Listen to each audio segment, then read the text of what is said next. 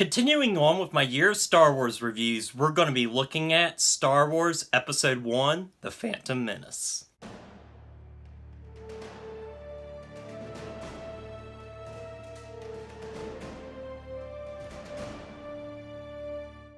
"20 years ago today, The Phantom Menace finally entered theaters, and we got yet another Star Wars film.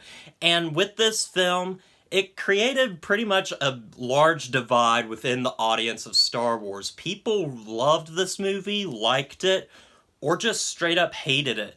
This is where the split in basically the Star Wars fandom began, and it persists to this day. The Phantom Menace was a very polarizing film from the very start, and continues to be. But honestly, I enjoy it.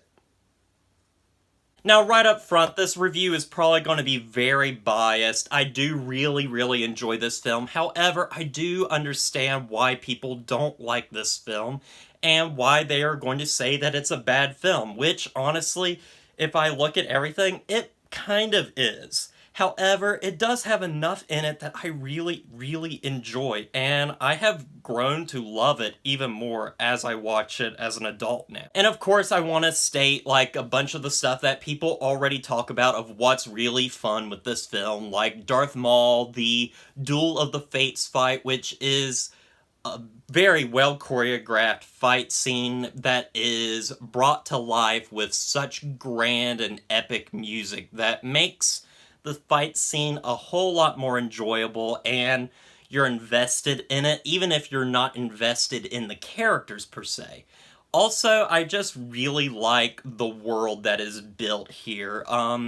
They did a great job with just creating a vast, expansive world. Yes, it's done with CGI and stuff, but people tend to forget that there is still a lot of practical stuff in this film, such as, like, the grand epic sets, such as, like, in Naboo.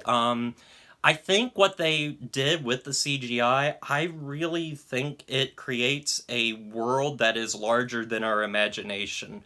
I know Lucas has kind of, since Phantom Menace, grown very accustomed to using CGI over everything, but it still shows in this film that he does have some practical effects as well as, CGI.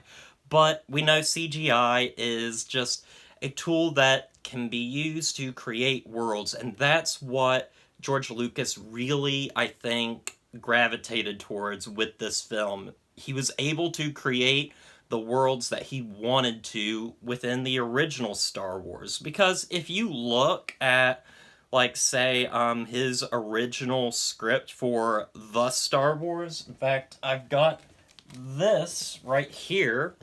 This is based on his The Star Wars. You can see a grand epic story that really just couldn't have been done in 1977.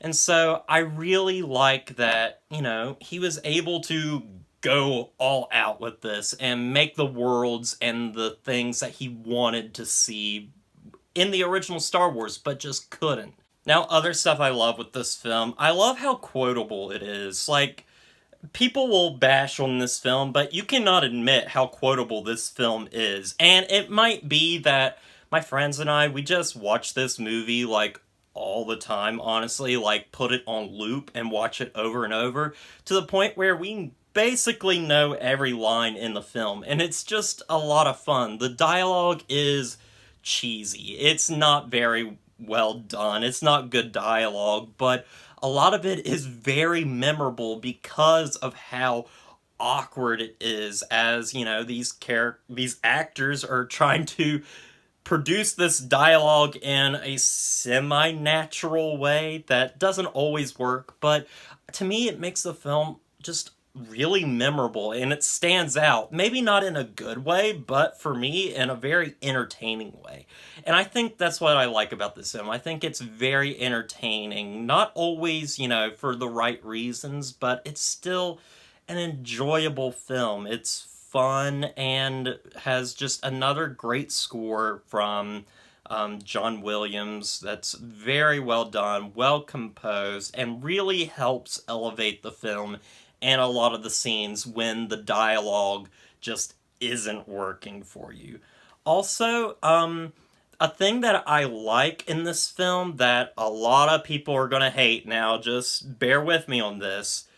The midichlorian thing, it doesn't bother me. I understand what Lucas was going for with this because a lot of people say midichlorians just ruin the Force. And in ways, yeah, it does. The Force is like this magical thing almost in the original trilogy. And then you say that it's all about, atoms and cells and midichlorians and all that stuff, and it kind of ruins it.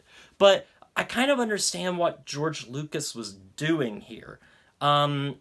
Basically with like how we explain things today through, science and all this different stuff. Like we're not just made up of, just what we are. We're made up of cells and atoms and all this different stuff. And he was trying to fit that science into Star Wars.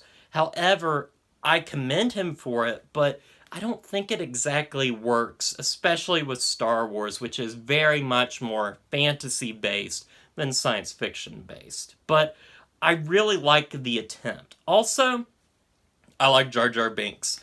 Yeah, he's not, a great character or anything, but, I kind of find him funny. And that might be the fact that I watched this as a kid and grew up with it, and I've been conditioned to really enjoy him. But I do love, what Ahmed Best did with this character. Even though it's, sometimes annoying, you have to admit that what he did and worked with is why we have such great characters and great performances and great CGI, such as with Gollum in Lord of the Rings or Caesar in the Planet of the Apes movies. It's because of this that we have that. And I think that's awesome. They created basically a completely new technology, and it doesn't always work, but it's still groundbreaking. This film, in a lot of ways, is groundbreaking. Yeah, not everything works in it. The acting is very wooden from basically everyone. Nobody kind of escapes from this movie without, being a little bit wooden. The choice of Jake Lloyd as Anakin Skywalker is still a baffling one that they really should have aged up the character a little bit, but, I'm not going to criticize them for doing it. It's what George Lucas wanted to do, but I don't think it works, of course.